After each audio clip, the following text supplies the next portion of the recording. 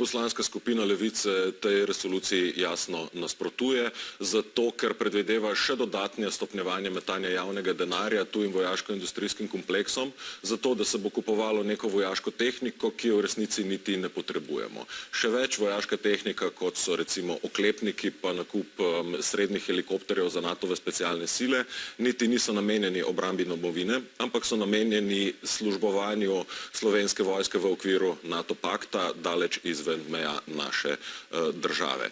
Zato bi bila vsa sredstva, ki jih resolucija predvideva, da se vložijo v vojaško tehniko, bistveno bolje uporabljena doma, tam, kjer smo pa državljanke in državljani dejansko ogroženi.